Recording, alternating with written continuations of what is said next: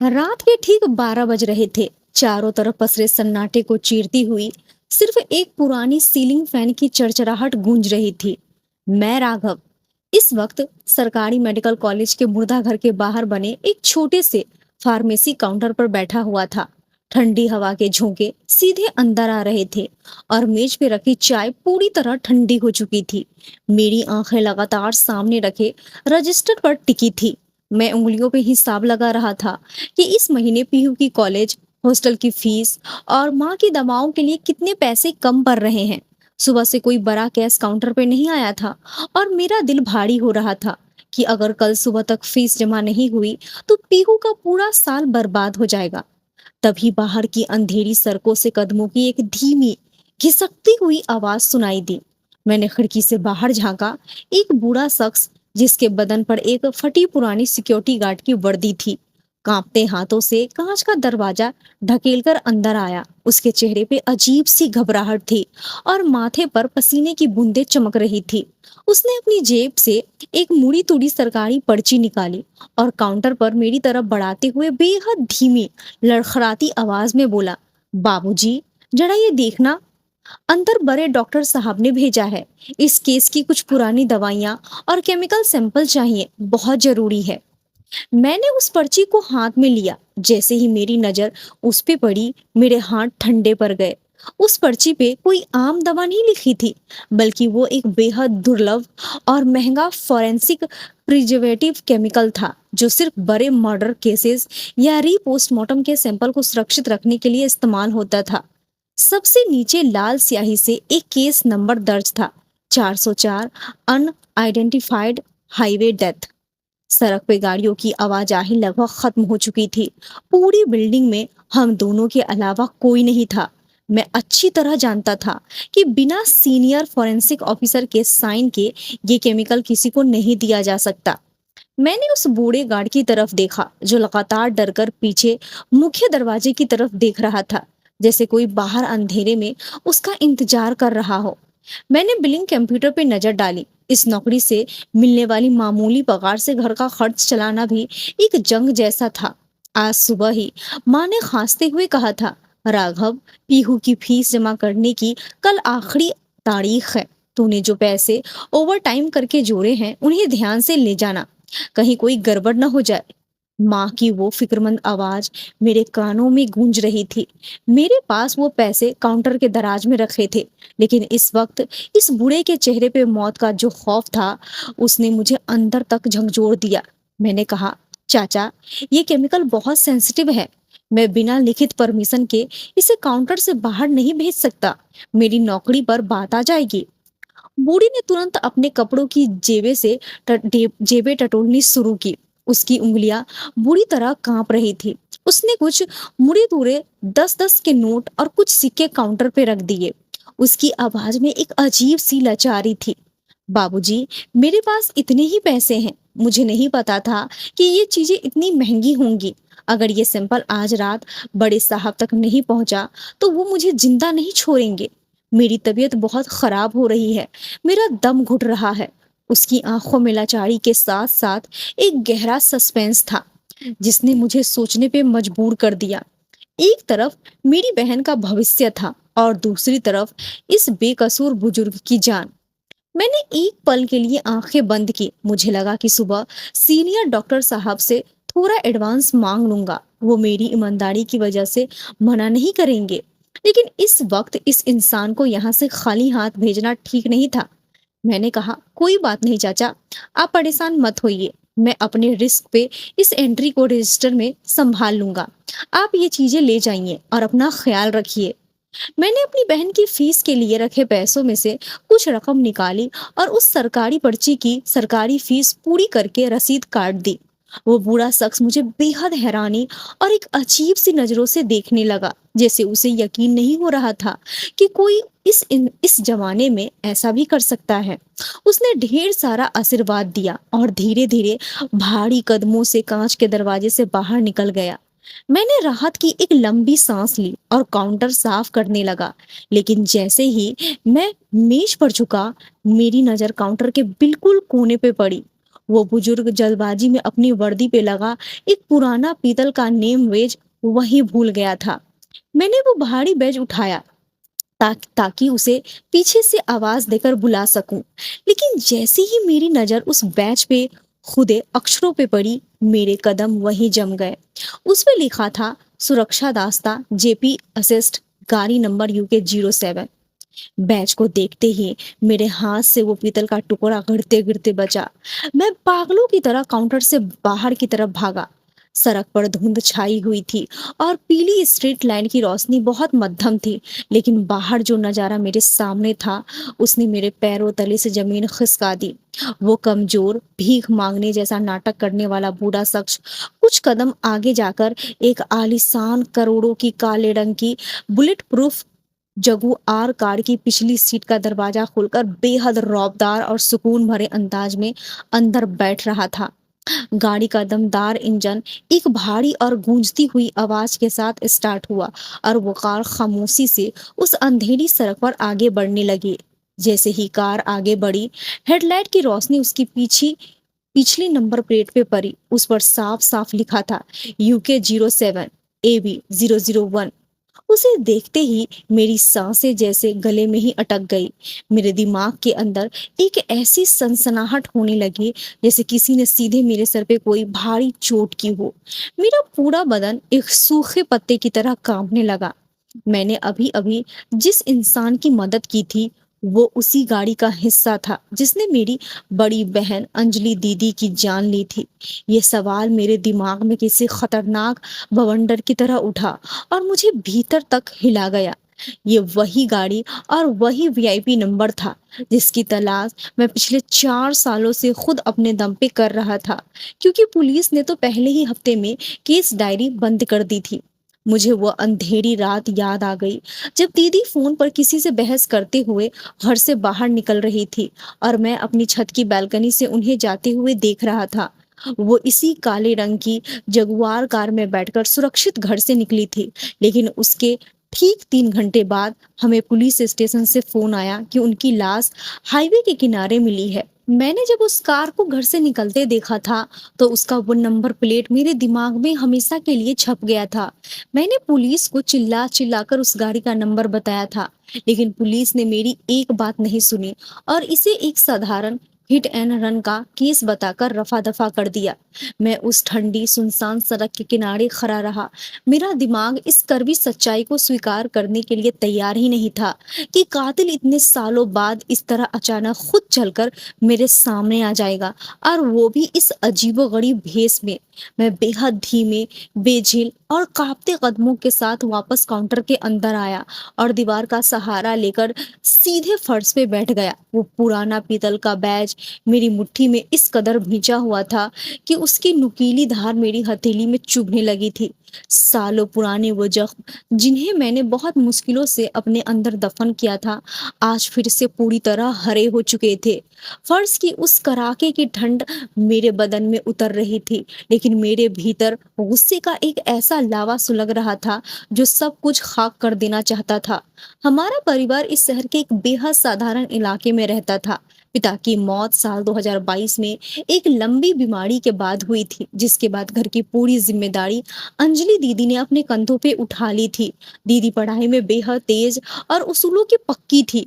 उनकी काबिलियत देखकर शहर की सबसे बड़ी कंस्ट्रक्शन और इंफ्रास्ट्रक्चर कंपनी सिंघानिया ग्रुप्स में उन्हें चीफ लीगल एडवाइजर की पोस्ट मिली थी। वहां के मालिक जयप्रकाश सिंघानिया का बेटा शौर्य सिंघानिया मेरी दीदी का कॉलेज सीनियर था और उन्हें बेहद पसंद करता था। दीदी की नौकरी की वजह से हमारे घर के हालात सुधरने लगे थे। मैं उस समय अपने मेडिकल की पढ़ाई के शुरुआती सालों में था और पीहू बहुत छोटी थी। दीदी हमेशा हंसते हुए मेरे सिर पे हाथ रखकर कहती थी, राघव तू बस अपनी पढ़ाई पूरी करके एक अच्छा डॉक्टर बन जा, फिर इस पूरे घर का खर्च हम दोनों भाई बहन मिलकर उठाएंगे और माँ को कभी कोई तकलीफ नहीं होने देंगे। माँ भी अक्सर दीदी से कहती थी कि अब तेरी उम्र हो रही है, जैसे ही राघव की पढ़ाई पूरी होगी मैं तेरी शादी शौर्य से करवा दूंगा। लेकिन दीदी हमेशा बात टाल देती थी। वो कहती थी कि जब तक राघव अपने पैरों पे खड़ा नहीं हो जाता और पीहू का कॉलेज शुरू नहीं हो जाता वो अपने बारे में नहीं सोचेंगी। आज से ठीक 4 साल पहले तक हमारी जिंदगी बहुत खूबसूरत थी। दीदी सिंघानिया ग्रुप्स के जितने भी लीगल मैटर्स थे, उन्हें पूरी तरह ईमानदारी से संभालती थी। उनकी इसी ईमानदारी की वजह से कंपनी के बड़े साहब यानी जयप्रकाश सिंघानिया भी उनकी बहुत इज्जत करते थे। सब कुछ बहुत सामान्य चल रहा था, जब तक कि वो काली रात नहीं आई जिसने हमारे हंसते खेलते परिवार को हमेशा के लिए अंधेरे में धकेल दिया। मुझे आज भी वो तारीख और वो वक्त अच्छी तरह याद है। मैं अपने कमरे में बैठकर एनाटॉमी के नोट्स तैयार कर रहा था। उस दिन सुबह से ही दीदी के चेहरे पे वो रौनक नहीं थी जो हमेशा हुआ करती थी। उनके चेहरे पे अजीब सी हवाइयां उड़ रही थी। मैंने और पीहू ने कई बार पूछा भी, दीदी क्या बात है, तबीयत ठीक नहीं क्या? लेकिन उन्होंने बस इतना कहकर बात रफा दफा कर दी कि ऑफिस के किसी बड़े प्रोजेक्ट का प्रेशर है। लेकिन सच कुछ और था। उनके फोन पर सुबह से ही लगातार किसी अनजान नंबर से कॉल आ रहे थे, और जब भी फोन बजता वो बहुत घबराकर अपने कमरे का दरवाजा बंद करके बात करने चली जाती थी। रात के तकरीबन 9 बजे मैंने खिड़की से देखा कि हमारे घर के ठीक सामने वही चमचमाती हुई काली जगुआर कार रुकी है। गाड़ी के शीशे काले थे, इसीलिए अंदर बैठा इंसान दिखाई नहीं दे रहा था। दीदी ने अपना फाइल बैग उठाया, माँ के पैर छुए और बिना कुछ बोले बाहर निकलकर उस गाड़ी में बैठ गई। ये बहुत अजीब था क्योंकि दीदी हमेशा अपनी स्कूटी से ही आती जाती थी। कभी कंपनी की गाड़ी उन्हें लेने नहीं आई थी। मुझे लगा कि शायद कोई बहुत बड़ी इमरजेंसी मीटिंग होगी, इसीलिए वो चली गई। लेकिन उनके जाने के 2 घंटे बाद मेरे फोन पे दीदी का कॉल आया। मैंने मुस्कुराते हुए फोन उठाया, लेकिन दूसरी तरफ से जो आवाज आई उसने मेरे खून को जमा दिया। दीदी की आवाज में वो खौफ और घबराहट थी जो मैंने जिंदगी में कभी महसूस नहीं की थी। वो हाँफते हुए रो रही थी। राघव, मेरी बात बहुत ध्यान से सुन। मैंने कहा, कंपनी के सीक्रेट लॉकर से वो ओरिजिनल फाइल्स निकाल ली है जिसमें सिंघानिया ग्रुप्स के उस मल्टी करोड़ों के सरकारी जमीन घोटाले और फर्जी सेल कंपनियों के सारे सबूत हैं। सौर्या और उसके पिता ने मिलकर हजारों गरीबों के घर उजारे हैं। मैं ये सारे कागजात लेकर सीधे स्टेट विजिलेंस ब्यूरो के हेडक्वार्टर्स जा रही हूँ। तुम अभी के अभी माँ और पीहू को लेकर शहर से बाहर निकल जाओ। वो लोग बहुत खतरनाक है। मैंने घबराकर चिल्लाया, दीदी आप रुकिए, आप वहां मत जाइए। फाइल्स वहीं छोड़ दीजिए और घर वापस आ जाइए। लेकिन दीदी ने मेरी बात सुने बिना ही फोन काट दिया। उनका फोन दोबारा लगाने की कोशिश की तो वो स्विच ऑफ आने लगा। मैं पूरी रात बेचैनी में कमरे के चक्कर काटता रहा। मेरी हालत देखकर माँ भी जाग गई और अनजाने डर से कांपने लगी। हम दोनों मिलकर सुबह होने का इंतजार कर रहे थे कि दीदी वापस आएंगी। लेकिन अगली सुबह हमारे दरवाजे पर विजिलेंस अफसर नहीं बल्कि स्थानीय पुलिस स्टेशन के 2 सिपाही आए। उन्होंने जो खबर दी उसने हमारे पैरों तले से जमीन ही खींच ली। पुलिस वालों ने बड़े ठंडे लहजे में कहा, अंजलि राघव की लाश हाईवे के पास एक टूटे हुए रिसोर्ट के पीछे मिली है। रात को वहां कोई हाई प्रोफाइल रेप पार्टी चल रही थी। आपकी बहन ने बहुत ज्यादा ड्रग्स का ओवरडोज ले लिया था और नशे की हालत में जब वो रिसोर्ट की पुरानी सीढ़ियों से नीचे उतरी तो पैर फिसलने की वजह से उनके सिर पर गहरी चोट आई और मौके पे ही मौत हो गई। ये सुनते ही मेरी आंखों के सामने अंधेरा छा गया। मैंने पुलिस वाले का कॉलर पकड़ लिया, ये झूठ है। मेरी दीदी कभी किसी पार्टी में नहीं जाती। वो नशा करना तो दूर, चाय तक कैफीन की वजह से अवॉइड करती थी। वो सही सलामत एक गाड़ी में बैठकर गई थी। लेकिन पुलिस ने मेरी बात एक भी नहीं सुनी। उन्होंने हमें दीदी की पोस्टमार्टम रिपोर्ट थमा दी जिस पर साफ साफ ड्रग ओवरडोज और एक्सीडेंटल फॉल लिखा हुआ था। दीदी के चरित्र पर सरेआम कीचड़ उछाला गया था। जब हमने उनका शव देखा तो उनके गले और हाथों पर नीले निशान थे जो साफ चिल्ला रहे थे कि ये कोई हादसा नहीं बल्कि एक बेरहम कत्ल था। मैंने पुलिस को उस काले रंग की जगुआर और उसके वीआईपी नंबर के बारे में 1000 बार बताया, लेकिन पुलिस डायरी में उस गाड़ी का कोई जिक्र तक नहीं किया गया था। जांच के नाम पर सिर्फ खाना पूर्ति की गई और कुछ ही दिनों के भीतर किसी अदृश्य और बेहद ताकतवर राजनीतिक दबाव के चलते इस केस को एक्सीडेंट मानकर हमेशा के लिए बंद कर दिया गया। दीदी के जाने के बाद हमारा पूरा घर बिखर गया। घर का खर्च और माँ की लगातार बढ़ती बीमारी के चलते कर्ज का बोझ इतना बढ़ गया कि मुझे अपनी मेडिकल की पढ़ाई बीच में ही छोड़नी पड़ी। मैं कई महीनों तक मामूली क्लर्क और असिस्टेंट की नौकरियों के लिए इस अस्पताल और उस लैब के चक्कर काटता रहा, लेकिन कहीं कोई रास्ता नजर नहीं आ रहा था। हमारे घर में राशन तक के लाले पड़ गए थे और तभी हमारी इस बदहाल जिंदगी में एक मसीहा बनकर आए खुद जयप्रकाश सिंघानिया, दीदी के पूर्व बॉस। वो एक सुबह हमारे टूटे हुए घर पे आए। उनकी आंखों में नकली आंसू थे। उन्होंने माँ के हाथ जोड़कर कहा, अंजलि मेरी बेटी जैसी थी, उसकी ईमानदारी पर मुझे कभी शक नहीं था, लेकिन वो कुछ गलत संगति में पड़ गई थी, जिसका मुझे बेहद अफसोस है। खैर, मैं उसके भाई को इस तरह सड़कों पे ठोकरे खाते नहीं देख सकता। उन्होंने अपने रसूख का इस्तेमाल करके मुझे इस सरकारी मेडिकल कॉलेज के मुर्दा घर और फार्मेसी डिपार्टमेंट में यहाँ पर परमानेंट कलर की नौकरी दिलवा दी, जहाँ सैलरी ठीक ठाक थी और माँ का इलाज भी मुफ्त हो सकता था। शौर्य सिंघानिया भी कभी कभी मुझसे अस्पताल के बाहर मिलने आता था। वो अंजलि दीदी की तस्वीर देखकर रोने का नाटक करता था और कहता था, राघव, अगर अंजलि जिंदा होती तो आज हमारा घर बस चुका होता। तू कभी खुद को अकेला मत समझना। हम पूरा परिवार उन माँ बेटों को अपना भगवान मानने लगे थे कि बुरे वक्त में उन्होंने हमारा हाथ थामा। लेकिन आज आज उस पीतल के बैज और उस काली जगुआर ने मेरे सामने से वो सारा नकाब नोचकर फेंक दिया था। मुर्दा घर के उस ठंडे फर्श पर बैठे बैठे मुझे समझ आ गया था कि वो बूढ़ा शख्स कोई मामूली गार्ड नहीं था, बल्कि सिंघानिया पैलेस का सबसे पुराना और राजदार ड्राइवर हरि प्रसाद था। वो कल रात जानबूझकर भेस बदलकर मेरे पास आया था, लेकिन सवाल ये था कि वो पूरे शहर की नामी फार्मेसियों को छोड़कर आधी रात को सिर्फ मेरे ही काउंटर पर वो केमिकल लेने क्यों आया। उस चश्मे और उस बैच को वहां छोड़ने के पीछे उसकी क्या चाल थी? क्या जयप्रकाश सिंघानिया को पता चल गया था कि मैं आज भी अपनी दीदी की मौत की फाइलें खंगाल रहा हूँ? मेरे सीने में गुस्से और बदले की आग इस कदर भड़क रही थी कि मेरा पूरा वजूद कांप रहा था। मैंने उस पीतल के बैच को गौर से देखा। उस पर जो जेपी असिस्ट का सुरक्षा कोड लिखा था, उसके ठीक नीचे एक छोटा सा सीरियल नंबर भी था, जो केवल पर्सनल स्टाफ की गाड़ियों के लिए अलाउड होता है। मुझे पता था कि अगर मैंने इस वक्त जल्दबाजी की या सीधे पुलिस को फोन किया तो सिंघानियों के पैसे फिर से इस सच को खरीद लेंगे।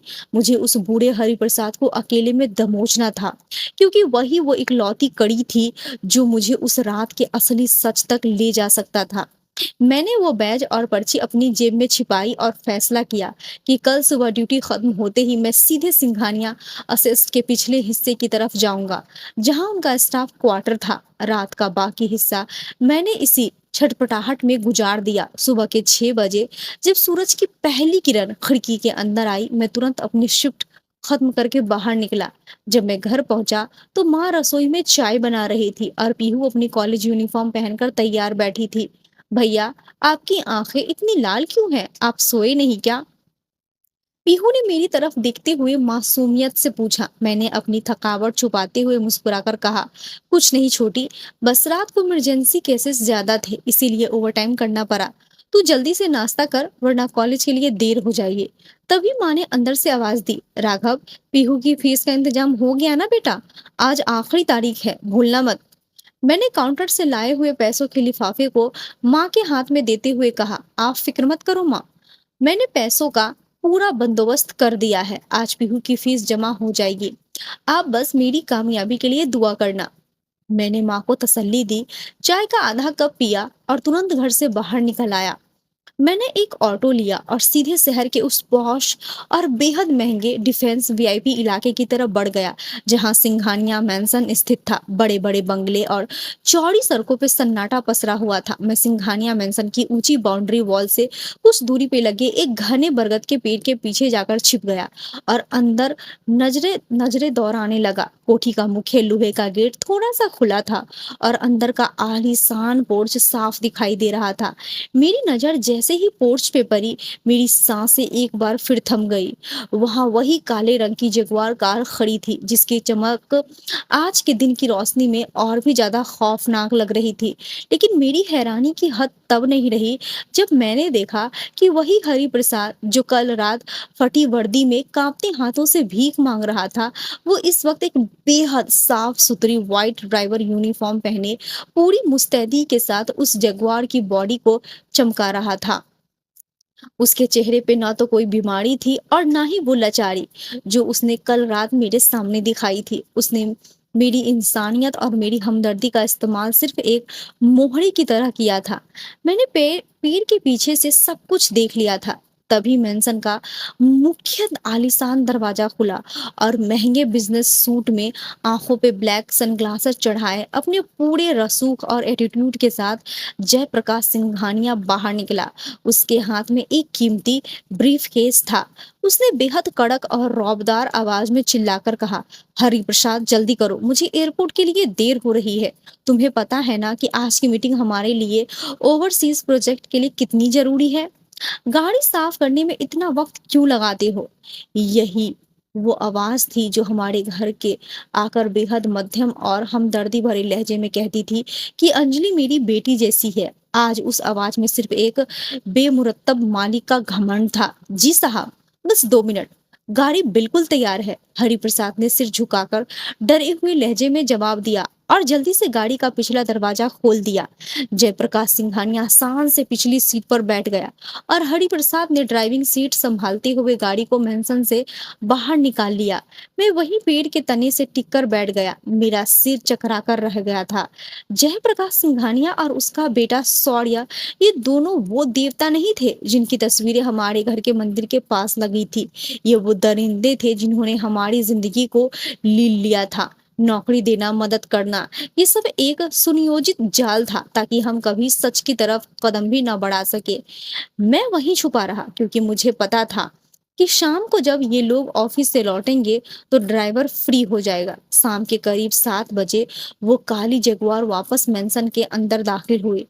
उसके कुछ देर बाद हरिप्रसाद अपने साधारण कपड़े पहनकर कंधे पे एक छोटा सा झोला टांगे कोठी के पिछले छोटे गेट से बाहर निकला और पैदल ही सड़क के किनारे चलने लगा। वो अपने घर की तरफ जा रहा था।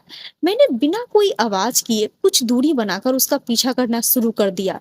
वो मुख्य सड़क को छोड़कर एक पुरानी सकड़ी और सुनसान गली की तरफ मुड़ गया जहाँ की स्ट्रीट लाइट्स खराब थी और दूर दूर तक कोई इंसान नहीं था। यही मेरे लिए सबसे सही मौका था। मैंने अपने कदमों की रफ्तार बढ़ाई और तेजी से उसके बिल्कुल करीब पहुंच गया। हरिप्रसाद ने शायद पीछे से आते कदमों की आहट सुन ली थी। वो घबराकर जैसे ही पीछे पलटा, मैंने फुर्ती से आगे बढ़कर उसका गला दबोच लिया और उसे पूरी ताकत से एक जर्जर दीवार के साथ टकरा सटाकर लॉक कर दिया। हरिप्रसाद की आंखों में वही कल रात वाला खौफ तैर गया। उसका पूरा बदन थर थर कांपने लगा। तुम तो फार्मेसी वाले लड़के हो राघव, तुम यहाँ क्या कर रहे हो, मुझे छोड़ो। उसकी आवाज डर के मारे हकलाने लगी थी।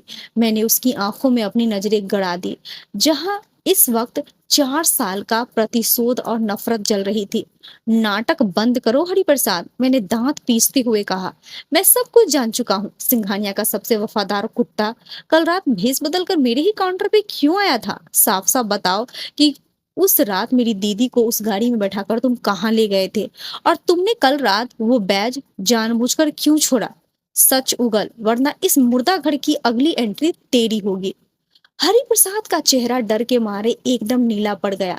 मेरी उंगलियों की पकड़ उसकी गर्दन पर इतनी मजबूत थी कि उसकी घिघरी बंद हो गई। उसने दोनों हाथ जोड़ दिए और उसकी आंखों से टप टप आंसू गिरने लगे। वो हाँफते हुए बेहद गिड़गिड़ाती आवाज में बोला, राघव बाबू, खुदा के लिए छोड़ दो। मैं तुम्हारी दीदी का कातिल नहीं हूँ। मैं तो खुद पिछले 4 साल से इस गुनाह के बोझ तले घुट घुट कर मर रहा हूँ। मैं कल रात जानबूझकर तुम्हारे पास आया था। मैंने उसकी गर्दन पे अपनी पकड़ थोड़ी ढीली की लेकिन उसे दीवार से पूरी तरह सटाए रखा। मैंने कहा, साफ साफ बोल, वरना एक झटके में खेल खत्म कर दूंगा। हरि प्रसाद ने अपनी छाती को संभाला, एक लंबी और गहरी सांस ली और चारों तरफ देखते हुए बेहद धीमी आवाज में कहने लगा। 27 जून की उस मनहूस रात को छोटे साहब यानी सौर्या सिंघानिया ने मुझे आधी रात को गाड़ी निकालने का हुक्म दिया। उनके चेहरे पे एक अजीब सा पागलपन था। उन्होंने मुझसे कहा था कि अंजलि मैडम को उनके घर से पिक करो। जब मैंने कहा कि छोटे साहब इतनी रात को मैडम को ऑफिस बुलाने ठीक नहीं है, तो उन्होंने मुझ पर पिस्तौल तान दी और कहा कि जितनी औकात है उतना काम कर, वरना कल का सूरज नहीं देख पाएगा। उसने रोते हुए आगे बताया, मैं डर गया था, मैं गाड़ी लेकर तुम्हारे घर के नीचे पहुंचा। अंजलि मैडम गाड़ी में बैठी, वो रास्ते पर फोन पर किसी से बहुत तेज आवाज में बात कर रही थी और कह रही थी कि सिंघानिया ग्रुप्स के करोड़ों के जमीन घोटाले की ओरिजिनल फाइल्स और फर्जी सेल कंपनियों के दस्तावेज उन्होंने लॉकर से निकाल लिए हैं और वो सीधे विजिलेंस ब्यूरो जा रही है। सौर्य साहब ने उनसे झूठ बोला था कि वो खुद इस घोटाले को सामने लाने में मैडम की मदद करेंगे और इसीलिए उन्हें विजिलेंस हेडक्वार्टर्स के पास बुलाया गया है। लेकिन जैसे ही मैंने गाड़ी को शहर से दूर हाईवे वाले उस वीरान फार्म हाउस की तरफ मोड़ा, अंजलि मैडम चिल्लाने लगी। पर तब तक बहुत देर हो चुकी थी। फार्म हाउस के अंदर बड़े साहब जयप्रकाश सिंघानिया पहले से मौजूद था। हरि प्रसाद का पूरा वजूद उस खौफनाक याद से कांप उठा।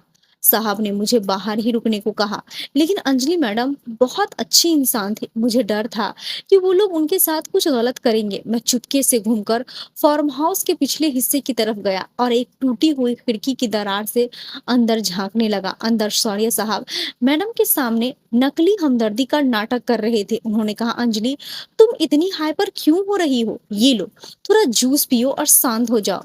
कल सुबह हम दोनों खुद इन फाइल्स को लेकर पुलिस कमिश्नर के पास चलेंगे। अंजलि मैडम उनकी बातों में आ गई और उन्होंने वो जूस का ग्लास पी लिया।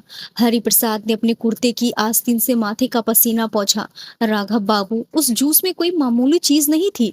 वो एक ऐसा धीमा और खतरनाक केमिकल था जो सीधे दिल की धड़कन को ब्लॉक कर देता है और पोस्टमार्टम में भी सिर्फ हार्ट अटैक या एक्सीडेंट की चोटें ही नजर आती है। जैसे ही वो केमिकल मैडम के जिस्म में फैला, वो फर्श पर गिरकर तड़पने लगी। उन्होंने सौर्य साहब का पैर पकड़ा और मदद की भीख मांगी, लेकिन उस वक्त सौर्य साहब का वो आशिकों वाला चेहरा एकदम बदल गया। वो वहसियों की तरह हंसा और बोला, बड़ी आई थी सिंघानिया साम्राज्य को जेल भिजवाने वाली। जो पैर मेरे बाप को सलाखों के पीछे भेजने के लिए उठे थे, वो अब कभी नहीं उठेंगे। उसने तड़पती हुई अंजलि मैडम का गला अपने दोनों हाथों से इतनी बेरहमी से दबाया, तब तक नहीं छोड़ा जब तक उनकी आखिरी सांस खत्म नहीं हो गई। ये सुनते ही मेरे कानों में एक अजीब सी सनसनाहट होने लगी। मेरे सीने के अंदर गुस्से का एक ऐसा भयानक बवंडर उठा कि मेरा दिल किया कि मैं अभी के अभी जाकर सौर्य सिंघानिया के टुकड़े टुकड़े कर दूं। मेरी आंखों से गुस्से के आंसू बह रहे थे। हरि प्रसाद फूट फूट कर रोते हुए मेरे पैरों में गिर गया। मुझे माफ कर दो राघव बाबू, मैं डरपोक था। अपनी नौकरी और जान के डर से मैं उस रात कुछ नहीं बोल पाया। बड़े साहब ने उस कत्ल को एक्सीडेंट दिखाने के लिए पुलिस के बड़े अफसरों को करोड़ों रुपए बांटे थे। तुम्हें इस सरकारी मेडिकल कॉलेज और मुर्दा घर में नौकरी भी इसीलिए दिलवाई थी ताकि तुम हमेशा उनके एहसान के नीचे दबे रहो। तुम्हारी नजरों के सामने सिर्फ गरीबी की लाचारी रहे और तुम कभी अपनी बहन की मौत का सच ढूंढने की हिम्मत ना कर सको। वो तुम्हें अपने पैरों की जूती बनाकर रखना चाहते थे। उसने हड़बड़ाते हुए अपने झोले में हाथ डाला और एक धूल जमी हुई पुरानी पेन ड्राइव निकालकर मेरी तरफ बढ़ा दी। उस फार्म हाउस के अंदर जो सीक्रेट सिक्योरिटी कैमरा लगे थे, उनकी पूरी फुटेज बड़े साहब ने अपने सामने डिलीट करवाई थी। लेकिन उन्हें नहीं पता था कि उस सिस्टम का एक डिजिटल बैकअप सीधे सर्वर रूम की हार्ड डिस्क में जाता था, जिसकी चाबी सिर्फ मेरे पास थी।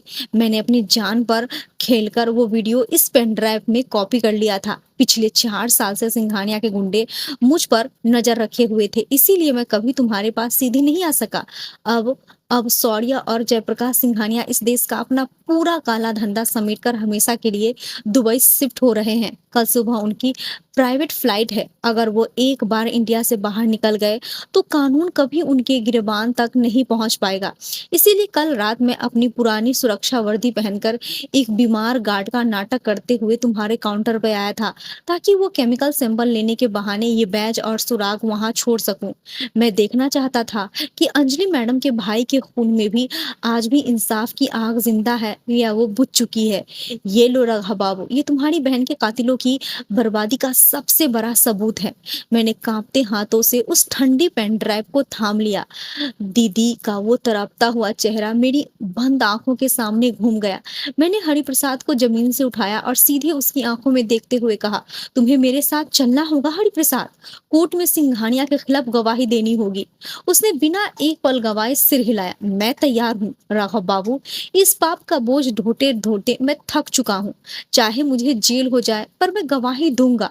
दोपहर के 2:30 बज चुके थे। मैं मुर्दा घर के अपने उसी छोटे से केबिन में बैठा था। केबिन के कोने में रखे कंप्यूटर की स्क्रीन पर मैंने वो पेन ड्राइव लगा रखी थी। वीडियो क्लिप में शौर्य सिंघानिया जिस बेरहमी से दीदी का गला घोंट रहा था, उसे देखकर मेरा पूरा बदन गुस्से से कांप रहा था। मेरी मुठ्ठियां इस कदर भुच गई थी कि नाखूनों से खून निकलने को था।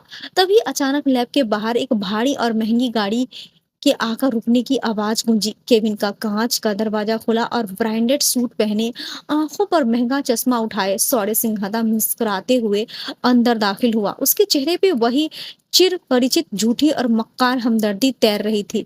कैसा है मेरे भाई? शौर्य ने आगे बढ़कर बड़े लाड से मेरे कंधे पे हाथ रखा। मुझे डैड ने बताया कि पीहू की कॉलेज की फीस का कुछ मसला है। अरे यार, तूने मुझे एक बार फोन तो किया होता। खैर, मैं यहाँ तुझे ये बताने आया हूँ कि मैं और डैड आज रात ही एक बहुत जरूरी इंटरनेशनल बिजनेस टेक ओवर के लिए हमेशा के लिए दुबई जा रहे हैं और वहाँ सब कुछ सेटल करने में कुछ महीने लगेंगे। तो अपना और आंटी का पूरा ख्याल रखना। अंजलि के जाने के बाद तू ही मेरा छोटा भाई है। अगर कोई भी जरूरत हो तो बेझिझक मुझे फोन कर देना। उसका वो मीठा जहरीला लहजा और दीदी का नाम उसकी जुबान से सुनकर मुझे इतनी घिन आई कि मेरा हाथ काउंटर पर रखे भारी सर्जिकल स्केपल की तरफ बढ़ गया। लेकिन मैंने अपने जज्बात पे हाथ रख लिए। मैंने अपने चेहरे पे एक बेहद ठंडी और रहस्यमयी मुस्कुराहट सजा ली। मैंने धीमे कदमों से चलता हुआ केबिन के मुख्य दरवाजे के पास गया। लोहे के भारी शटर को ऊपर से नीचे गिराया और अंदर से एक बड़ा और मजबूत ताला ठोक दिया। अब उस वीरान सुनसान और ठंडी लैब के भीतर, जहां सिर्फ लाशों के अवशेष और दवाइयों की गंध थी, वहां सिर्फ मैं और मेरी बहन का असली कातिल मौजूद था। बाहर की दुनिया से हमारा संपर्क पूरी तरह टूट चुका था। सौड़े की भौहें सिकुड़ गई। उसके चेहरे की वो दिखावती मुस्कुराहट एक पल में गायब हो गई। ये क्या मजाक है राघव? दोपहर के वक्त दुकान का शटर क्यों गिरा रहे हो? मुझे अभी सीधे एयरपोर्ट के लिए निकलना है। डैड गाड़ी में इंतजार कर रहे हैं। क्या कोई ऐसी बात है जो तुम अकेले में करना चाहते हो? उसने थोड़ी ऊंची और कड़क आवाज में पूछा। मैं बिना कोई हड़बड़ाहट दिखाए बड़े इत्मीनान से वापस अपने काउंटर के पास आया और अपनी पैंट की जेब से हरिप्रसाद का वो पुराना पीतल का नेम बेच और टूटा हुआ चश्मा निकालकर काउंटर के शीशे पे पटक दिया। तुम्हारे परिवार के पर्सनल ड्राइवर हरिप्रसाद की नजर अब बहुत कमजोर हो चुकी है शौर्य। मैंने अपनी आवाज को बिल्कुल धीमा, गहरा और सर्द रखते हुए उसकी आंखों में सीधे देखा। उसे समझाओ कि आधी रात को किसी शरीफ लड़की को पुलिस स्टेशन का झांसा देकर उस हाईवे वाले फॉर हाउस पे न ले जाए, वरना पासा पलट जाता है और इस बार जान तुम्हारी जाने वाली है। उस पीतल के बैच को देखते ही सौर्य सिंघानिया के चेहरे का रंग बिल्कुल सफेद पड़ गया। उसकी आंखें फटी की फटी रह गई। सौर्य के माथे पर पसीने की पहली बूंदी चमकी और उसकी आंखों के सामने फैला वो रईसी का नकाब तार तार हो गया। उसकी जुबान पे जैसे तालू से चिपक गई थी। ये क्या बकवास है राघव? हरिप्रसाद का बैच तेरे पास कैसे आया? तुम होश में तो हो ना? उसकी आवाज में अब वो सिंघानिया खानदान का रसूख गायब था। उसकी जगह एक साफ हकलाहट और डर ने ले ली थी। मैंने उसके किसी सवाल का जवाब नहीं दिया। मैंने बस खामोशी से अपने काउंटर पे रखे लैपटॉप का रुख उसकी तरफ घुमा दिया और प्ले का बटन दबा दिया। लैपटॉप की स्क्रीन चमक उठी और उसमें वो खौफनाक वीडियो चलने लगा। फार्म हाउस की वो अंधेरी रात, तड़पती हुई अंजलि दीदी की चीखें और खुद शौर्य का वो वहसी चेहरा जो दीदी का गला दबा रहा था। सब कुछ शीशे की तरह साफ था। वीडियो के बैकग्राउंड में शौर्य की वो खूनी और घिनौनी हंसी गूंज रही थी, जिसे सुनकर खुद शौर्य के भी रोंगटे खड़े हो गए थे। वो फटी आंखों से कभी स्क्रीन को देखता तो कभी मेरे चेहरे को। उसके माथे से पसीना बहकर उसके महंगे सूट पर गिरने लगा था। जैसे ही वीडियो खत्म हुआ, पूरी फार्मेसी लैब के अंदर एक ऐसी भारी और दमघोंटी खामोशी छा गई, जिसमें सिर्फ लैपटॉप के पंखे की धीमी सी सरसराहट सुनाई दे रही थी। मैंने लैपटॉप के स्क्रीन को धीरे से आधा घुमाया और अपनी नजरें सीधे उसकी तरफ आंखों में गरा दी। कैसा लग रहा है सौर्य सिंघानिया, आज पूरे 4 साल बाद अपने इस भयानक और काले सच का सामना करके? बताओ तो सही, कैसा महसूस हो रहा है? तुमने और तुम्हारे उस मक्कार बाप ने सोचा था कि तुम अपनी दौलत, अपनी राजनीतिक ताकत और इस झूठे एहसान के दम पर मेरी बहन के खून को हमेशा के लिए दफन कर दोगे? तुमने मुझे यहाँ क्लर्क की नौकरी सिर्फ इसीलिए दी थी ना, ताकि मैं हमेशा तुम्हारी जूतियां सीधी करता रहूं और गरीबी की लाचारी में कभी सच की तरफ आंख उठाकर भी ना देख सकूं। सौर्य, जो अब तक पूरी तरह सहमा हुआ था, खड़ा हो गया। अचानक उसके चेहरे के हाव भाव तेजी से बदलने लगे। खौफ की जगह उसकी आंखों में एक सनकी और शैतानिक चमक आ गई। उसने अपना सिर पीछे की तरफ झुकाया और एक जोरदार वहसी हंसी हंसने लगा। उसकी वो हंसी लैब की ठंडी और वीरान दीवारों से टकराकर और भी खौफनाक लग रही थी। हाँ, मैंने ही मारा था तुम्हारी उस उसूलों की पक्की बहन को, सौरी ने चिल्लाते हुए कहा। उसकी आवाज में अब वही पुराना रईसी घमंड और पागलपन लौट आया था।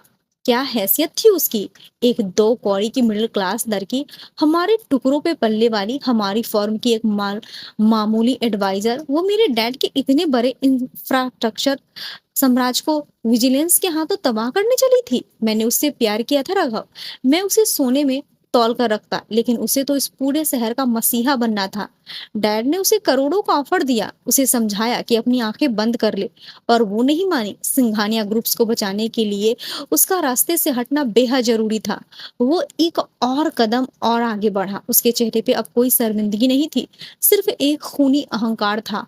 और तुम और तुम्हारी ये रोती हुई लाचार फैमिली, तुम लोग तो डैड के पैरों की धूल हो। हमने तुम्हें ये नौकरी दी ताकि तुम हमारे एहसान के बोझ तले दबे रहो और कभी अपनी बहन की मौत का मामला दोबारा खोलने की औकात ना कर सको। तुम आज भी हमारे गुलाम हो राघव, और एक गुलाम अपने मालिक का कुछ नहीं बिगाड़ सकता। ये वीडियो लेकर तुम कहाँ जाओगे? पुलिस हमारी जेब में है, कानून हमारे इशारों पे नाचता है। उसकी बातें मेरे दिल में तीरों की तरह चुभ रही थी, लेकिन मेरा गुस्सा अब ठंडी बर्फ बन चुका था। मैंने अपनी मुठियां भींची और कहा, तुम्हें सच में लगता है कि शौर्य इस दुनिया में हर चीज खरीदी जा सकती है?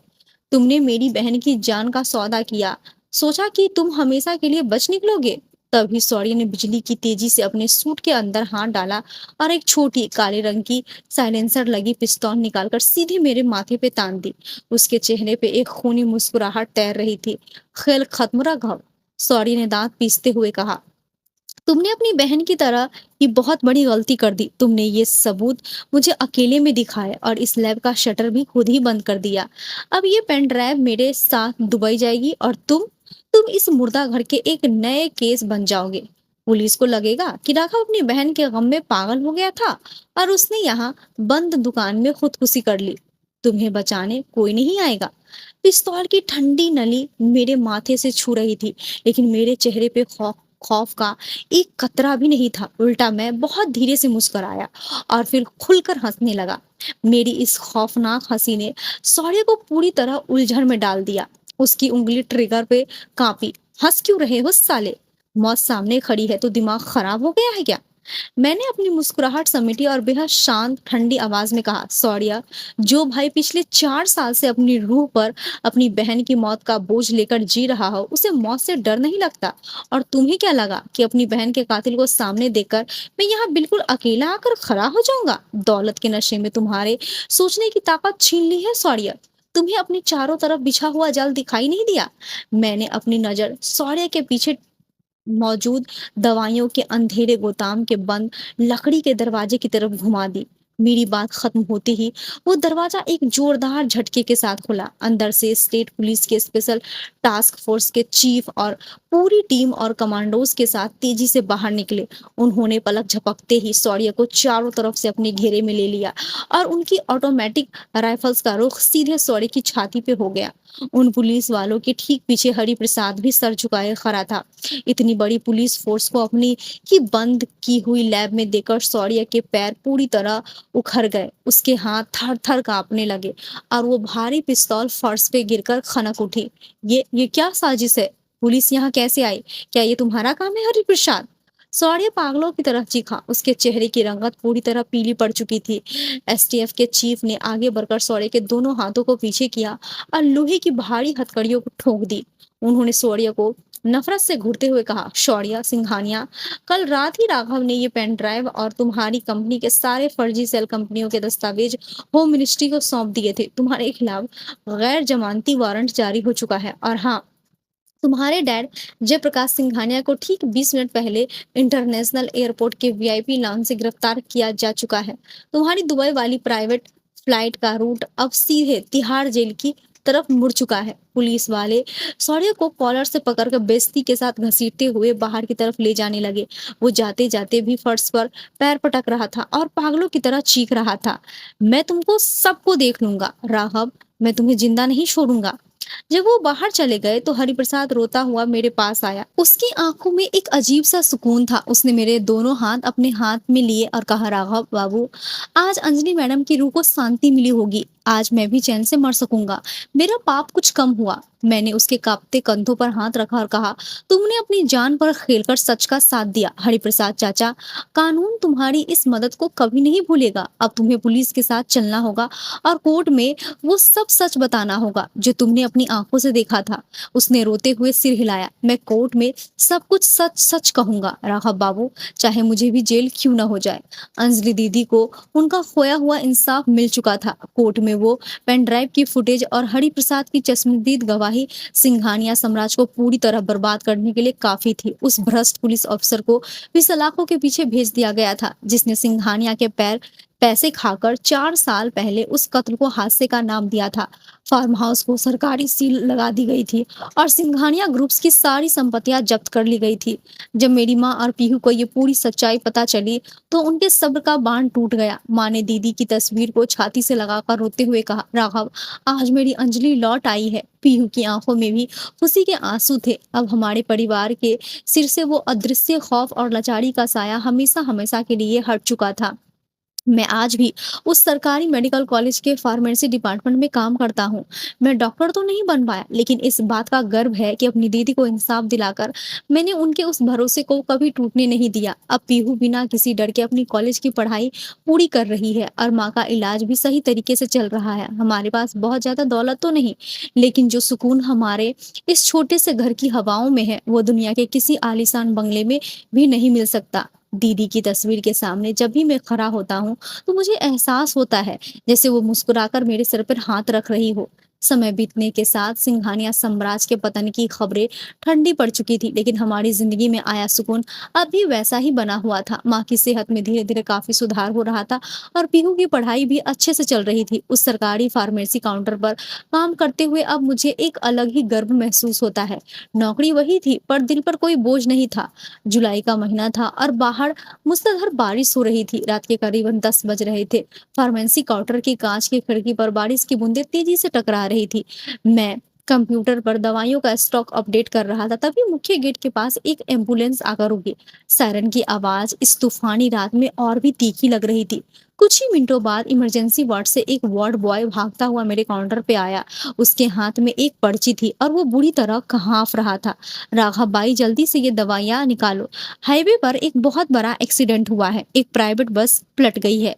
कई लोग गंभीर रूप से घायल हैं। डॉक्टर साहब ने इसे तुरंत अंदर मंगवाया है। मैंने पर्ची ली और रैक से जरूरी इंजेक्शन, पट्टियां और एंटीसेप्टिक लिक्विड्स निकालने लगा। जब मैं दवाइयां बैग में पैक कर रहा था तो मेरी नजर उस पर्ची के कोने पे लिखे मरीज के नाम पे पड़ी जिसे डॉक्टर ने जल्दबाजी में पेन से घसीटकर लिखा था। वहां लिखा था, हरिप्रसाद, उम्र 65 वर्ष। नाम देखते ही मेरे हाथ जहां के तहां रुक गए। दिल की धड़कन अचानक तेज हो गई। हरिप्रसाद चाचा। कोर्ट केस शुरू होने के बाद से उन्हें पुलिस प्रोटेक्शन में रखा गया था। फिर वो इस सरकारी बस में कहाँ से आ रहे थे और उनका एक्सीडेंट कैसे हुआ? मैंने वार्ड बॉय को दवाइयों का बैग थमाया और खुद भी काउंटर पे ताला लगाकर इमरजेंसी वार्ड की तरफ भागा। वार्ड के अंदर चारों तरफ चीख पुकार मची हुई थी। डॉक्टर और नर्सों घायल को संभालने में व्यस्त थे। मैंने आंखों से हरिप्रसाद चाचा को ढूंढना शुरू किया। आखिरी बेड पर सफेद चादर के बीच एक बुजुर्ग लेटा हुआ था जिसका सिर पट्टियों से बंधा था और ऑक्सीजन मास्क लगा हुआ था। मैं तेजी से उनके बेड के पास पहुंचा। डॉक्टर ने उनका चेकअप करके नर्स को कुछ निर्देश दिया और आगे बढ़ने ही वाले थे कि मैंने उन्हें रोक लिया। डॉक्टर साहब, ये हमारे जानने वाले हैं, इनकी हालत कैसी है? डॉक्टर ने मेरी तरफ देखा और गंभीर आवाज में कहा, राघव, स्थिति बहुत नाजुक है। सिर पर गहरी चोट लगी है और काफी खून बह चुका है। हमने इन्हें स्टेबल करने की कोशिश की है, लेकिन अगले कुछ घंटे बहुत क्रिटिकल है। इन्हें होश आने का इंतजार करना होगा। डॉक्टर के जाते ही मैं हरिप्रसाद चाचा के बेड के बगल में बैठ गया। उनका हाथ पूरी तरह ठंडा पड़ चुका था। ये वही इंसान था जिसने अपनी जान दांव पर लगाकर मेरी दीदी की मौत का सच मेरे सामने रखा था। सिंघानिया के जेल जाने के बाद मुझे लगा था कि सब कुछ ठीक हो गया, लेकिन इस एक्सीडेंट ने मेरे दिमाग में फिर से शंका के बीज बो दिए थे। क्या ये वाकई एक साधारण एक्सीडेंट था या जेल की सलाखों के पीछे से सिंघानिया ने अपना आखिरी पत्ता खेला था? तभी हरिप्रसाद चाचा की उंगलियों में थोड़ी सी हलचल हुई। उसकी आंखें बहुत धीरे से खुली। धुंधली नजरों से उन्होंने चारों तरफ देखा और जैसे ही उनकी नजर मुझ पे पड़ी, उसकी आंखों में खौफ और बेचैनी साफ तैर गई। उन्होंने बहुत कमजोरी से अपना ऑक्सीजन मास्क हटाने की कोशिश की। राघव बाबू, उसकी आवाज धीमी थी कि मुझे अपना कान उसके मुंह के पास ले जाना पड़ा। चाचा, आप शांत रहिए, आप बिल्कुल ठीक हो जाएंगे। डॉक्टर ने दवाइयां दे दी है, मैंने उन्हें दिलासा देते हुए कहा। नहीं राघव बाबू, मेरे पास वक्त नहीं है, हरिप्रसाद ने हाँफते हुए कहा। उसके माथे पर दर्द की लकीरें उभर आई। वो एक्सीडेंट, वो कोई इत्तेफाक नहीं था। सिंघानिया के गुंडे ने मेरी बस को जानबूझकर ट्रक से टक्कर मारी है। वो मुझे कोर्ट में गवाही देने से रोकना चाहते हैं। मेरी मुठ्ठियां फिर से भींच गई। वो गुस्सा एक बार फिर मेरे खून में दौड़ने लगा। वो लोग जेल में हैं। चाचा, वो ऐसा कैसे कर सकते हैं? हरिप्रसाद ने बड़ी मुश्किल से अपना हाथ उठाया और मेरे कोट की जेब को पकड़ा। उसकी सांसें उखड़ रही थी। राघव बाबू, सिंघानिया के काले धंधे का सिर्फ आधा सच उस पेन ड्राइव में था। जयप्रकाश सिंघानिया का एक और पार्टनर है जो इस शहर के रसूखदार लोगों में गिना जाता है। अंजलि मैडम को उसके बारे में भी पता चल गया था। उस पार्टनर के पास सिंघानिया की वो डायरी है जिसमें कई बड़े सफेद पोशों के नाम दर्ज है। अगर वो डायरी सामने नहीं आई तो सिंघानिया के वकील कानून की किसी न किसी कमजोरी का फायदा उठाकर उन्हें जमानत पर बाहर निकाल देंगे। तुम्हें तुम्हें उस डायरी को ढूंढना होगा। बात पूरी होते ही हरिप्रसाद चाचा की सांसें तेजी से चलने लगी। मॉनिटर की बीप की आवाज लगातार तेज होने लगी। डॉक्टर और नर्स तुरंत उसकी तरफ भागे। नर्स ने पीछे मुझे धकेल दिया। राघव, बाहर जाओ, पेशेंट सिंक कर रहे हैं। मैं भारी कदमों से वार्ड से बाहर आ गया। कॉरिडोर की ठंडी हवा मुझे छूकर गुजर रही थी, लेकिन मेरा दिमाग उस नए खुलासे से सुन्न हो चुका था। सिंघानिया का वो सीक्रेट पार्टनर कौन था और वो डायरी कहाँ हो सकती थी? अंजलि दीदी ने अपनी जान देकर जिस सच को उजागर किया था वो अब भी अधूरा था। खेल अभी खत्म नहीं हुआ था, बल्कि एक नए और ज्यादा खतरनाक मोड़ पे आ चुका था। इमरजेंसी वार्ड का वो सफेद दरवाजा मेरे सामने बंद हो गया और अंदर से मॉनिटर की वो लंबी सीधी बीप की आवाज गलियारों में गूंज उठी। कुछ ही सेकंड बाद डॉक्टर बाहर निकले। उनके चेहरे पे खामोश बेबसी सब कुछ बयां कर रही थी। उन्होंने बिना कुछ बोले बस मेरे कंधे पे हाथ रखा और आगे बढ़ गया। हरिप्रसाद चाचा जा चुके थे। अदालत में सिंघानिया साम्राज्य की धज्जियां उड़ाने वाला वो इकलौता चश्मदीद गवाह हमेशा के लिए खामोश हो चुका था। मेरा पूरा बदन गुस्से से थर थर कांप रहा था। जेल की सलाखों के पीछे बंद होने के बावजूद जय सिंघानिया और शौर्य के हाथ इतने लंबे थे कि उन्होंने पुलिस प्रोटेक्शन में चल रहे गवाह को सरेआम मौत के घात उतार दिया था। लेकिन इस वक्त मेरे दिमाग में हरिप्रसाद चाचा के वो आखिरी शब्द बार बार हथौड़ी की तरह बज रहे थे। सिंघानिया का एक और पार्टनर है, उसके पास वो सीक्रेट डायरी है। मैं भारी कदमों से वापस अपने फार्मेसी काउंटर की तरफ आया। बारिश अभी बाहर बेरहमी से बरस रही थी। मैंने काउंटर का शीशा अंदर से बंद किया और अपनी जेब में हाथ डाला। जेब के अंदर एक मुड़ा हुआ कागज का टुकड़ा था जिसे हरिप्रसाद चाचा ने दम तोड़ने से ठीक पहले मेरे कोट में ठूंसा था। मैंने कांपती हाथों से उस भीगे हुए कागज को टेबल पर फैलाया। वो किसी लग्जरी होटल या क्लब का पुराना बिलिंग वाउचर था जिस पर ऊपर की तरफ धुंधले अक्षरों में लिखा था द रॉयल विला सुल्तानपुर, और उस कागज के पीछे नीली स्याही से एक नाम, एक नंबर लिखा था। नाम था रुद्र प्रताप सिंह और उसके आगे लिखा था लॉकर की 1109। रुद्र प्रताप सिंह का नाम देखते ही मेरे माथे पे पसीना आ गया। ये इस शहर का कोई मामूली इंसान नहीं था, बल्कि राज्य का एक बेहद रसूखदार राजनेता था जिसकी मर्जी के बिना इस शहर में पत्ता भी नहीं हिलता था। अंजलि दीदी ने अपनी आखिरी फोन कॉल में जिस बड़े जमीनी घोटाले का जिक्र किया था अब मुझे समझ आ रहा था कि उस सरकारी जमीन को सिंघानिया ग्रुप्स को कौड़ियों के दाम पे दिलवाने के पीछे इसी रुद्र प्रताप का हाथ था। अगर वो सीक्रेट डायरी रुद्र प्रताप के पास थी तो इसका मतलब साफ था कि सिंघानिया को सजा दिलवाना तो दूर, वो दोनों बाप बेटे बहुत जल्द जेल से बाहर आने वाले थे, क्योंकि इस पूरे खेल की असली चाबी अब भी बाहर घूम रही थी। रात के 12 बज चुके थे। मैंने फार्मेसी का सारा चार्ज अपने साथी कलर को सौंपा और अपना बैग उठाकर अस्पताल के बाहर निकल आया। बारिश की ठंडी बूंदें मेरे चेहरे पे पड़ रही थी, लेकिन मेरे अंदर प्रतिशोध की आग दहक रही थी। मुझे उस रॉयल विला तक पहुंचना था। वो रुद्र प्रताप सिंह का एक पुराना, शहर से दूर बना हुआ गेस्ट हाउस था, जहां आम लोगों का जाना सख्त मना था। मैंने अपनी स्कूटी स्टार्ट की और अंधेरी सुनसान सड़क पर तेज रफ्तार से आगे बढ़ गया। करीब 1 घंटे के सफर के बाद मैं सुल्तानपुर हाईवे के उस वीरान इलाके में था, जहां चारों तरफ ऊंचे ऊंचे पेड़ थे। दूर अंधेरे में मुझे द रॉयल विला का आलीशान लोहे का गेट दिखाई दिया। गेट पर 2 ऊंचे सिक्योरिटी गार्ड्स छतरी लिए खड़े थे और अंदर की कोठी में मध्यम रोशनी चमक रही थी। मैंने अपनी स्कूटी को कोठी से कुछ दूर झाड़ियों के पीछे छिपाया और पैदल ही बाउंड्री वॉल की तरफ बढ़ा। 4 साल पहले जब दीदी का कत्ल हुआ था, तब मैं एक लाचार भाई था जो पुलिस के आगे हाथ जोड़ रहा था। लेकिन आज मैं अपनी दीदी के अधूरे इंसाफ को पूरा करने के लिए किसी भी हद तक जाने को तैयार था। मैं दीवार के सहारे रेंगता हुआ पिछले हिस्से की तरफ गया, जहां एक छोटा सा वेंटिलेशन का शीशा थोड़ा सा खुला हुआ था। मैंने फुर्ती से अपने पैर उठाए और बिना कोई आवाज किए कोठी के अंदर बने एक बड़े से स्टोर रूम में दाखिल हो गया। अंदर चारों तरफ सन्नाटा था। सिर्फ बाहर हो रही थी बारिश और बादलों की गड़गड़ाहट की आवाज गूंज रही थी। मैं दबे पांव स्टोर रूम से बाहर निकला और आलीशान गलियारों में आगे बढ़ने लगा। दीवार पर बड़े बड़े महंगे पेंटिंग्स और झूमर लटके हुए थे। तभी मुझे आगे के एक बड़े केबिन से 2 लोगों के धीरे धीरे बात करने की आवाज आई। तुम्हें पक्का यकीन है ना कि हरिप्रसाद का काम तमाम हो चुका है? ये एक भारी और बेहद रौबदार आवाज थी, जो यकीनन रुद्र प्रताप सिंह की ही थी। जी मंत्री जी, काम पक्का हो गया है। सरकारी बस का एक्सीडेंट इस तरह दिखाया गया है कि पुलिस को शक का एक भी कतरा नहीं हो सकता है। हरिप्रसाद हॉस्पिटल पहुंचने से पहले ही दम तोड़ चुका है। अब कोर्ट में सिंघानिया के खिलाफ गवाही देने वाला कोई मायका लाल पैदा नहीं हुआ है। दूसरी आवाज किसी सातिर शूटर की थी। केविन के दरवाजे की दराज से मैंने अंदर झांका। शानदार सोफे पे सफेद कुर्ता पजामा पहने रुद्र प्रताप सिंह बैठा हुआ था और उसके हाथ में एक कीमती वाइन का ग्लास था। उसने सामने एक काले रंग का बैग रखा था। बहुत अच्छे, रुद्र प्रताप सिंह ने एक क्रूर मुस्कुराहट के साथ कहा। जयप्रकाश सिंघानिया को कल सुबह तक बेल मिल जाएगी। उनके वकीलों ने कोर्ट में अर्जी लगा दी है। एक बार वो बाहर आ जाए, फिर दुबई वाले प्रोजेक्ट को दोबारा शुरू करेंगे। और हाँ, वो डायरी उसे लॉकर नंबर 1109 से निकालकर सीधे मेरे पर्सनल सेफ में रख दो। जब तक वो डायरी मेरे पास है, सिंघानिया भी मेरे इशारों पे नाचेगा और इस शहर का कोई अफसर हमारे खिलाफ उंगली उठाने की हिम्मत नहीं करेगा।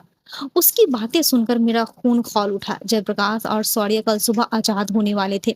मेरे पास सिर्फ आज रात का वक्त था उस डायरी को हासिल करने का, वरना अंजलि दीदी का बलिदान हमेशा के लिए मिट्टी में मिल जाता।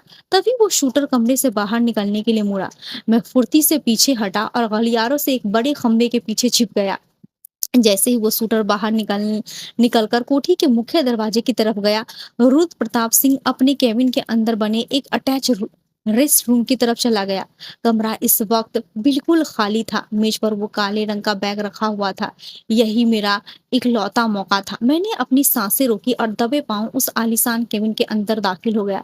मेरी नजरें सीधे मेज पे रखे उस बैग और दीवार के कोने पे बने एक बड़े डिजिटल लॉकर पे पड़ी, जिसके ऊपर लाल रंग से नंबर ब्लिंक हो रहे थे। मैंने अपनी जेब से वो पर्ची निकाली। लॉकर की 1109। क्या ये नंबर उस डिजिटल तिजोरी का पासवर्ड था? मैंने कांपती उंगलियों से लॉकर के कीपैड पर 1109 टाइप किया। एक हल्की सी क्लिक की आवाज हुई और वो भारी लोहे का दरवाजा धीरे से अपने आप खुल गया।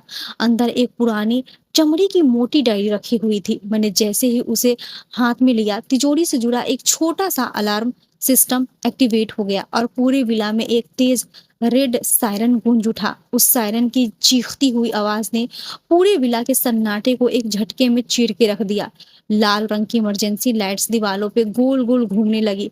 मेरे हाथ में वो भारी चमड़े की डायरी थी, जो सिंघानिया और रुद्र प्रताप सिंह की तबाही का सबसे बड़ा दस्तावेज थी। कौन है अंदर? रेस्ट रूम का दरवाजा झटके से खुला और रुद्र प्रताप सिंह बाहर आ गया। मुझे तिजोरी के सामने डायरी हाथ में लिए देख उसकी आंखें गुस्से और हैरत से फैल गई। तू तू तो अंजलि का वो क्लर्क भाई है ना? तेरी इतनी हिम्मत! उसने तुरंत अपने कुर्ते की जेब से पिस्तौल निकालने की कोशिश की, लेकिन इससे पहले कि वो ट्रिगर दबा पाता, मैंने मेज पे रखा भारी क्रिस्टल का एसेस उठाया और पूरी ताकत से उसके हाथ पे दे मारा। पिस्तौल छूटकर दूर जा गिरी और रुद्र प्रताप दर्द से कराहते हुए पीछे सोफे पे जा गिरा। पकड़ो उसे, चोर अंदर है। बाहर गलियारियों से भारी जूते और गन लोड होने की आवाजें आने लगी। रुद्र प्रताप के पर्सनल गनर तेजी से इसी कैबिन की तरफ भाग रहे थे। मेरे पास सोचने के लिए एक सेकंड भी नहीं था। मैंने डायरी को अपने बैग के अंदर ठूंसा, चैन चढ़ाई और कैबिन की बड़ी कांच की खिड़की की तरफ दौड़ा। मैंने बिना पीछे देखे अपनी पूरी ताकत से खिड़की के शीशे पर अपनी कोहनी से वार किया। शीशा कड़कड़ाकर टूटा और मैं सीधी पहली मंजिल से नीचे लॉन में जा गिरा। पीठ पर हाथों में कांच के टुकड़े चुभ गए थे, लेकिन दर्द महसूस करने का वक्त नहीं था। पीछे से कोठी की बालकनी पर कई गार्ड्स आ चुके थे और उसकी बंदूकों से निकली गोलियां मेरे ठीक बगल की जमीन को फाड़ती हुई गुजर रही थी। मैं लड़खड़ाते कदमों से उठा और पूरी ताकत से उस अंधेरी झाड़ी की तरफ भागा जहां मैंने अपनी स्कूटी छुपाई थी। मूसलाधार बारिश ने मिट्टी को पूरी तरह दलबला कर दिया था। मैंने स्कूटी पर छलांग लगाई, चाबी घुमाई और सेल्फ दबाया। इंजन एक बार घिसघिसाया, पर स्टार्ट नहीं हुआ। वो रहा। गाड़ी रोको उसकी। तीन गार्ड्स टॉर्च की रोशनी चमकाते हुए बाउंड्री वॉल का छोटा गेट खोलकर मेरी तरफ लपके। मैंने आंखें बंद की, दीदी का चेहरा याद किया और आखिरी बार किक मारी। स्कूटी का इंजन गरज उठा। मैंने एक्सीलेटर पूरा खींच दिया और स्कूटी कीचड़ उड़ाती हुई हाईवे की तरफ दौड़ पड़ी। पीछे से दो तेज हेडलाइट्स की रोशनी मेरी स्कूटी के रियर व्यू मिरर पर चमकी। रुद्र प्रताप की एसयूवी गाड़ियां मेरा पीछा कर रही थी। हाईवे पे पानी भरा हुआ था और रात के इस अंधेरे में स्कूटी को संभालना मौत के कुएं में गाड़ी चलाने जैसा था। पीछे आ रही गाड़ियों की रफ्तार बहुत तेज थी। वो बार बार मेरी स्कूटी को पीछे से टक्कर मारने की कोशिश कर रहे थे ताकि मैं सड़क के नीचे गिर जाऊं। तभी मुझे आगे सड़क के मोड़ पर पुलिस की दो गाड़ियां दिखाई दी, जिन पर लाल नीली बत्तियां जल रही थी। हाईवे पर पुलिस ने बैरिकेडिंग कर रखी थी। मैंने राहत की सांस ली कि पुलिस को देखकर ये गुंडे पीछे हट जाएंगे। मैंने स्कूटी सीधे बैरिकेडिंग की तरफ बढ़ा दी, लेकिन जैसे ही मैं पास पहुंचा, मेरी उम्मीदों पे पानी फिर गया। वहां खड़े पुलिस इंस्पेक्टर ने मुझे रोकने का इशारा नहीं किया, बल्कि अपनी सरकारी रिवॉल्वर सीधे मुझ पे तान दी। वो कोई आम नाका नहीं था। रुद्र प्रताप सिंह ने फोन करके पहले ही पुलिस को मेरे पीछे लगा दिया था। इस शहर में कानून की वर्दी भी उसी के पैसों से चलती है। गाड़ी रोक राघव, वरना यही ठुक जाएगा। इंस्पेक्टर चिल्लाया। पीछे मौत थी और आगे कानून के भेस में कातिल। मैंने एक पल का फैसला लिया। मैंने बैरिकेडिंग के ठीक पहले स्कूटी का हैंडल दाईं तरफ मोड़ा और गाड़ी को सीधे हाईवे के किनारे बने कच्चे और पथरीले रास्ते पर उतार दिया। स्कूटी अनियंत्रित होकर फिसली और मैं दूर जाकर पत्थरों पर गिरा। स्कूटी का अगला हिस्सा पूरी तरह चकनाचूर हो चुका था। पकड़ो सालों को। डायरी इसके बैग में है। गुंडे और पुलिस वाले अपनी गाड़ियों से उतरकर टॉर्च जलाए मेरी तरफ बढ़ने लगे। मैं उठ खड़ा हुआ। मेरे घुटनों से खून बह रहा था, लेकिन मैंने अपने बैग को छाती से कसकर चिपका लिया। सामने एक घना और डरावना जंगल था, जिसे स्थानीय लोग कालिया घाटी कहते थे। रात के वक्त वहां कोई परिंदा भी पर नहीं मारता था। मैंने बिना कुछ सोचे समझे उस अंधेरे जंगल के भीतर दौड़ लगा दी। पीछे टॉर्च की रोशनी पेड़ों के तनों को चीरती हुई मेरा पीछा कर रही थी। राघव, तू बचकर नहीं जा सकता। ये पूरा इलाका मंत्री जी का है। पुलिस वाले चिल्ला रहे थे। मैं पेड़ों की टहनियों और कांटिलों झाड़ियों से टकराता हुआ अंदर भागता गया। बारिश की वजह से रास्ता बेहद फिसलनदार भरा हुआ था। भागते भागते अचानक मेरा पैर एक बड़े पेड़ की जड़ से टकराया और मैं संभल नहीं पाया। मैं सीधे एक गहरी ढलान से नीचे लुढ़कने लगा। मेरा सिर एक भारी पत्थर से टकराया और मेरी आंखों के सामने जुगनू से चमकने लगे। चेतना धीरे धीरे खत्म हो रही थी, लेकिन गिरने से ठीक पहले मेरा हाथ उस बैग की स्ट्रैप पे पूरी मजबूती से जमा हुआ था। जब मेरी आंखें खुली तो बारिश थम चुकी थी और सुबह की हल्की सी धुंध पेड़ों के बीच फैली हुई थी। मेरे पूरे जिस्म में असहनीय दर्द था और सिर से सूखा हुआ खून चेहरे पे जम चुका था। मैंने हड़बड़ाकर अपने चारों तरफ देखा। मैं जंगल के बीचों बीच एक पुरानी जर्जर और परितक्या सी लग रही फोरेंसिक लैब की बाहरी बाउंड्री के पास पड़ा था। यह इस शहर की सबसे पुरानी सरकारी लैब थी, जिसे सालों पहले बंद कर दिया गया था। और सबसे जरूरी चीज, मेरा बैग मेरे ठीक बगल में सुरक्षित पड़ा था। मैंने कांपते हाथों से उसकी चेन खोली। वो चमड़ी की सीक्रेट डायरी अंदर महफूज थी। मैंने डायरी का पहला पन्ना पलटा। पन्ने पर जयप्रकाश सिंघानिया, सौर्य सिंघानिया और रुद्र प्रताप सिंह के हस्ताक्षरों के साथ उन सेल कंपनियों की पूरी लिस्ट थी, जिसके जरिए पिछले 10 सालों में 3,000 करोड़ का फंड देश से बाहर भेजा जा गया था। और उसी पन्नों के बीच में एक छोटा सा पुराना मुड़ा हुआ नोट क्लिप से अटका हुआ था। उस नोट पर मेरी अंजलि दीदी की हैंडराइटिंग थी, जिस पर लिखा था, राघव, अगर ये डायरी तुम्हारे हाथ लगे तो शहर की पुलिस या अदालत पर भरोसा मत करना। रुद्र प्रताप का जाल बहुत बड़ा और गहरा है। इस डायरी को सीधे दिल्ली में सीबीआई के डायरेक्टर जनरल तक पहुंचाना, सिर्फ वही इस सिंडिकेट को खत्म कर सकते हैं। मुझे माफ कर देना भाई, मैं अपना वादा पूरा नहीं कर पाई। दीदी के वो शब्द पढ़कर मेरी आंखों से आंसू झलक पड़े। वो 4 साल पहले से ही इस पूरी साजिश को समझ चुकी थी। उन्होंने अपनी मौत से पहले ही मेरे लिए रास्ता लिख दिया था। तभी मुझे जंगल के सूखे पत्तों पर किसी के चलने की आहट सुनाई दी। मैंने झटके से अपना सिर उठाया। धुंध के बीच से हाथों में ऑटोमेटिक राइफल्स लिए रुद्र प्रताप के 3 शूटर और वो भ्रष्ट पुलिस इंस्पेक्टर धीरे धीरे उसी जर्जर लैब की तरफ बढ़ रहे थे। उनकी नजरें जमीने पे पड़े मेरे जूतों के निशान पे टिकी थी। खेल का आखिरी हिस्सा शुरू हो चुका था और मैं कोई कलर्क या लाचार नहीं था। मेरे हाथ में वो हथियार था जो इस पूरे सूबे की सियासत और सिंघानिया के घमंड को राख कर सकता है। मैंने डायरी को अपने जैकेट के अंदर छुपाया, जमीन पे पड़ी एक लोहे की भारी रॉड उठाई और उस पुरानी लैब के टूटे हुए दरवाजे के अंदर खामोशी से दाखिल हो गया। उस जर्जर लैब के भीतर की हवा बेहद ठंडी और उमस भरी थी। चारों तरफ पुरानी मशीनें, टूटे हुए कांच के बीकर और धूल जमी हुई थी। अलमारियां थी, पैरों के नीचे सूखे पत्ते और टूटे कांच के चरमराने की आवाजें आ रही थी। मैंने खुद को एक भारी लोहे की कैबिनेट के पीछे छुपा लिया। मेरी सांसें पूरी तरह नियंत्रित थी। इन 4 सालों में मुर्दाघर की खामोशी में रहते रहते मैंने अपने डर पर काबू पाना सीख लिया था। राघव, बाहर आ जाओ, अब आगे कोई रास्ता नहीं है। डायरी हमें दे दो, मंत्री जी तुम्हारी जान बख्श देंगे। उस भ्रष्ट इंस्पेक्टर की आवाज लैब की टूटी छतों से टकराकर गूंज उठी। उनके कदमों की आहट अब मेरे बिल्कुल करीब थी। टॉर्च की पीली रोशनी उस अंधेरे कमरे की दीवारों पे नाच रही थी। जैसे ही पहला शूटर उस कैबिनेट के कोने से आगे बढ़ा, मैंने बिना एक पल गवाए अपने हाथ की लोहे की भारी रॉड पूरी ताकत से उसकी कलाई पे दे मारी। एक तीखी करकराहट के साथ उसकी राइफल हाथ से छूटकर फर्श पे जा गिरी। इससे पहले कि वो चिल्ला पाता, मैंने उसका कॉलर पकड़ा और उसका सिर दीवार पर दे मारा। वो बिना कोई आवाज किए सीधे फर्श पर ढेर हो गया। वहां है, गोली चलाओ, इंस्पेक्टर चिल्लाया। बाकी 2 शूटर ने अंधाधुंध फायरिंग शुरू कर दी। गोलियां लोहे की कैबिनेट को छेदती हुई मेरे कानों के पास से गुजरने लगी।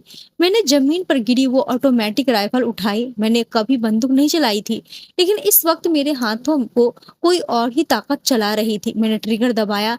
लैब के अंदर गोलियों की तरतराहट गूंज उठी। काउंटर पे रखे केमिकल के पुराने जार टूटकर बिखर गए। तेज एसिड की गंध और धुएं के बीच दोनों शूटर जमीन पे जा गिरे। अब उस कमरे में सिर्फ मैं था और वो इंस्पेक्टर। उसकी पिस्तौल की गोलियां खत्म हो चुकी थी। वो खौफ से कांपते हुए पीछे हटने लगे। उसका पैर एक टूटी मेज से टकराया और वो फर्श पे जा गिरा। मैंने राइफल की नली सीधे उसके माथे पे टिका दी। 4 साल पहले तुमने सिंघानिया के पैसे खाकर मेरी बहन के कत्ल की फाइल बंद की थी ना? आज इस फाइल का आखिरी पन्ना मैं लिखूंगा। मैंने दांत पीसते हुए कहा, नहीं राघव, मुझे माफ कर दो। मैंने तो सिर्फ रुद्र प्रताप के हुक्म का गुलाम था, मुझे मत मारो। वो गिड़गिड़ाने लगा। मैंने गहरी सांस ली और राइफल के बट से उसके सिर पे जोर से प्रहार किया। वो वहीं बेहोश हो गया।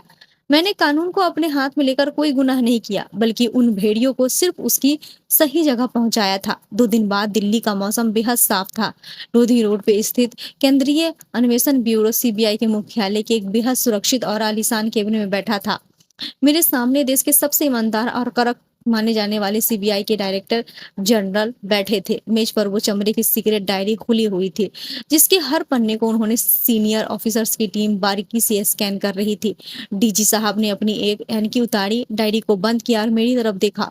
उनकी आंखों में एक गहरा सम्मान था। राघव, तुम्हारी बहन अंजलि ने जो काम शुरू किया था उसे आज तुमने पूरा कर दिया। ये सिर्फ एक जमीन घोटाला नहीं, ये इस देश की सुरक्षा और अर्थव्यवस्था को खोखला करने वाला एक बहुत बड़ा सिंडिकेट है। तुमने अपनी जान दांव पे लगाकर इस देश पर बहुत बड़ा उपकार किया है। सर, मुझे कोई इनाम नहीं चाहिए, मुझे बस मेरी दीदी और हरिप्रसाद चाचा के कातिलों को सलाखों के पीछे देखना है, मैंने बेहद शांत लेकिन दृढ़ आवाज में कहा। उन्होंने मुस्कुराते हुए सीधे फोन उठाया। एक्शन शुरू करो। अगले 24 घंटे के भीतर जो हुआ उसने पूरे देश की राजनीति और बिजनेस जगत में ऐसा भूचाल ला दिया जिसकी किसी ने कल्पना भी नहीं की थी।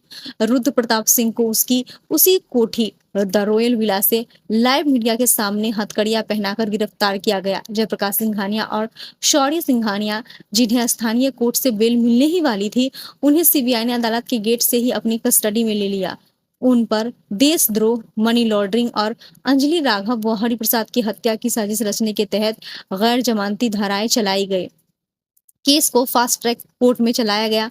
सिंघानिया के महंगे वकीलों की एक दलील नहीं चली, क्योंकि उस डायरी के एक एक पन्ने पर रुद्र प्रताप और सिंघानिया के खुद के दस्तखत थे। अदालत ने तीनों मुख्य आरोपियों को बिना किसी रियायत के उम्र कैद की सजा सुनाई और उनकी सारी बेनामी संपत्तियों को सरकारी खजाने में जब्त करने का आदेश दिया। उस भ्रष्ट इंस्पेक्टर और पुलिस कमिश्नर को भी नौकरी से बर्खास्त, जेल की उन्हीं काल कोठरियों में डाल दिया गया। आज इस बात को पूरे 3 साल बीत चुके हैं।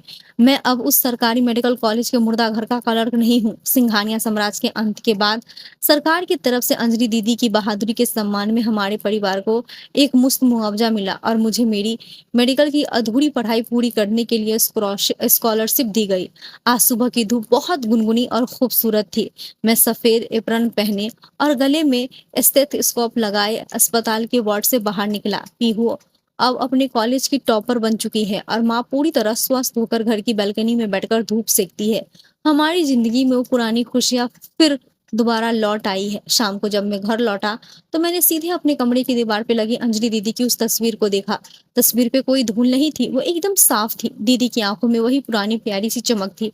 मैंने अपनी पॉकेट से अपना डॉक्टर का आईडी कार्ड निकाला और उसे दीदी को तस्वीर के सामने रख दिया। खिड़की से आती ठंडी हवा ने मेरे चेहरे को छुआ। इस बार उस हवा में न्याय की वो गूंज थी जिसके लिए एक भाई 4 सालों तक अंधेरे रास्तों पर भटका था। मैंने हाथ जोड़कर अपनी आंखें बंद किया और बेहद धीमे से बुदबुदाया, दीदी, आपका राघव आज डॉक्टर बन गया, आपका इंसाफ पूरा हुआ। तस्वीर में मुस्कुराती हुई दीदी को देखकर ऐसा लगा जैसे हवाएं भी मेरे कानों में कह रही हो, मुझे तुम पर गर्व है राघव। दोस्तों, आज की कहानी से हमें यही सीख मिलती है कि सच को दबाया जा सकता है, मिटाया नहीं। जयप्रकाश सिंघानिया और रुद्र प्रताप सिंह ने अपनी दौलत और ताकत के दम पर 4 साल तक अंजलि दीदी की मौत का सच छुपाए रखा। उन्हें लगता था कि पैसा हर जुर्म को रफा दफा कर सकता है, लेकिन पाप का घड़ा एक न एक दिन जरूर भरता है। आखिर में एक मामूली सा पेन ड्राइव और एक सीक्रेट डायरी ने उनके पूरे आलीशान साम्राज्य को मिट्टी में मिला दिया और साबित कर दिया कि इंसान चाहे कितना भी ताकतवर हो जाए, वो अपने कर्मों की सजा से कभी बच नहीं सकता। तो आज की कहानी यहीं पे खत्म करते हैं। आज की कहानी आप सभी को कैसी लगी कमेंट करके जरूर बताना। मिलते हैं कल एक और नई कहानी के साथ, तब तक के लिए धन्यवाद।